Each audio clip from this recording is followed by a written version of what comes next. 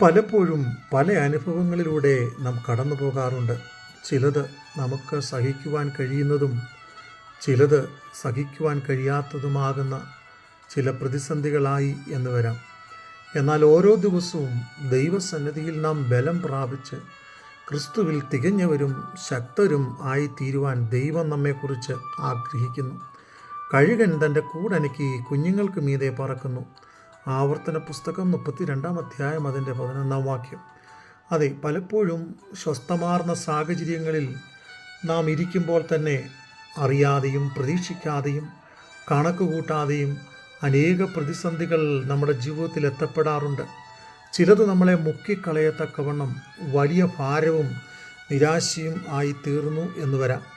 പക്ഷേ ദൈവം അതാത് സമയങ്ങളിൽ തൻ്റെ ഭക്തന്മാരെ യഥോചിതം തൻ്റെ ഹിതപ്രകാരം വഴി നടത്തുന്നു എന്ന് നാം മറന്നു പോകരുത്. അതെ, ഈ കഴുകൻ എപ്പോഴും തൻ്റെ കൂട്ടിൽ തന്നെ ഇരുന്ന് കഴിഞ്ഞാൽ ഒരിക്കലും അത് പറക്കശീലം പഠിക്കുകയില്ല. എന്നാൽ അതിൻ്റെ കുഞ്ഞുങ്ങൾ പറക്കശീലം പഠിക്കണമെന്നും ഉയരങ്ങളിലെത്തണമെന്നും കഴുകൻ എപ്പോഴും ആഗ്രഹിക്കുന്നു.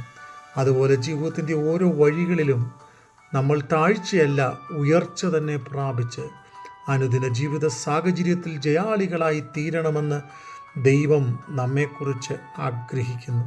അതുകൊണ്ട് ദൈവസന്നിധിയിൽ പ്രതിസന്ധികൾ വരുമ്പോൾ, ഭാരങ്ങൾ വരുമ്പോൾ മടുത്തു പോകാതെ, ക്ഷീണിച്ചു പോകാതെ, തളർന്നു പോകാതെ, നിരാശയുടെ മുമ്പിൽ താണു പോകാതെ ദൈവഹിതത്തെ ആരാഞ്ഞറിഞ്ഞ് ദൈവഹിതത്തിനായി ദൈവസന്നിധിയിൽ സമർപ്പിക്കുക.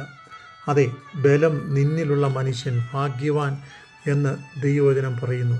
ഓരോ ദിവസവും ജീവിതത്തിൻ്റെ സംഘർഷങ്ങളെ നേരിടുവാൻ ദൈവസന്നിധിയിൽ നിന്ന് ബലം പ്രാപിക്കുക. എൻ്റെ ദൈവത്തിൻ്റെ സാന്നിധ്യം കൊണ്ട്, ശക്തി കൊണ്ട് ഞാൻ പടക്കൂട്ടത്തിനെതിരെ പാഞ്ഞു ചെല്ലും. എൻ്റെ ദൈവത്തിൻ്റെ ശക്തി കൊണ്ട് ഞാൻ മതിൽ ചാടിക്കടക്കും. എൻ്റെ ദൈവത്താൽ ഞാൻ അത്ഭുതങ്ങളും വീര്യപ്രവൃത്തികളും ചെയ്യും. അതെ, ഇന്ന് പ്രതിസന്ധികൾ അനുഭവിച്ച് ചില സാഹചര്യങ്ങളിലൂടെ, പരീക്ഷണങ്ങളിലൂടെ കടന്നു പോകുന്നവരാണ് നാമെങ്കിൽ മടുത്തു പോകേണ്ട, ക്ഷീണിക്കേണ്ട, തളരേണ്ട. ദൈവസാന്നിധ്യം നമ്മോട് കൂടെയുണ്ട്. കാരണം ദൈവവചനം ഇങ്ങനെ പറയുന്നു, ഞാനോ ലോകാവസാനത്തോളം എല്ലാ നാളും നിങ്ങളോട് കൂടെയുണ്ട്.